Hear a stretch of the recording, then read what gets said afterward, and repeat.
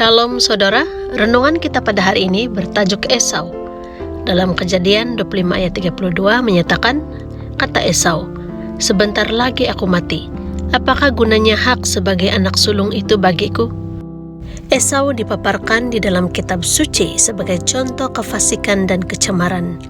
Dia tidak menghiraukan perkara-perkara suci dan berkat Tuhan yang membuatkan dia kehilangan sesuatu yang sepatutnya miliknya. Apabila dia mengambil 2 orang istri dari orang Het, dia menunjukkan rasa tidak hormat secara terang-terangan kepada ibu bapanya dalam Kejadian 26 ayat 34 dan menimbulkan kegetiran dalam hati Ishak dan Ribka dalam ayat 35.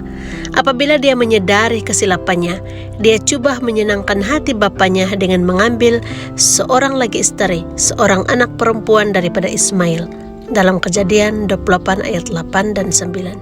Sia-sia sahaja dia coba membetulkan kesilapan sebelumnya dengan melakukan yang lain lagi. Bagaimanapun, kisah bubur kacang merah adalah cerita paling baik menunjukkan penghujatannya.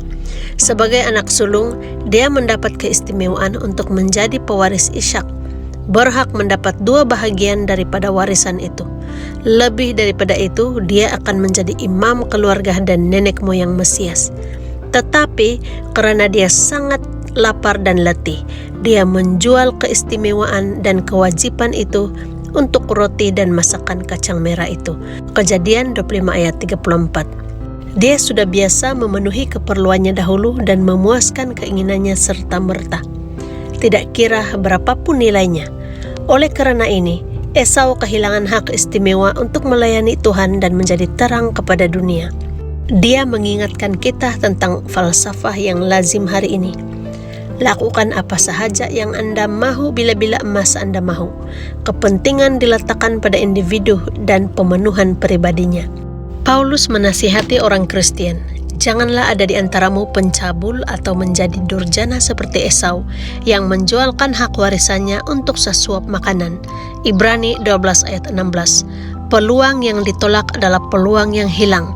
Karena kepentingan dirinya dan nafsunya sendiri, dia kehilangan berkat yang besar. Sikap Esau juga boleh didapati di dalam gereja.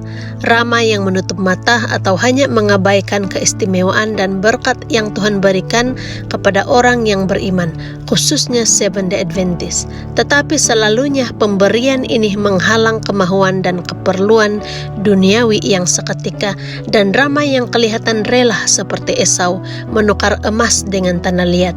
Adakah Anda menjual hak kesulungan surga Anda untuk semangkuk masakan kacang merah? Demikianlah renungan kita pada hari ini. Tuhan memberkati.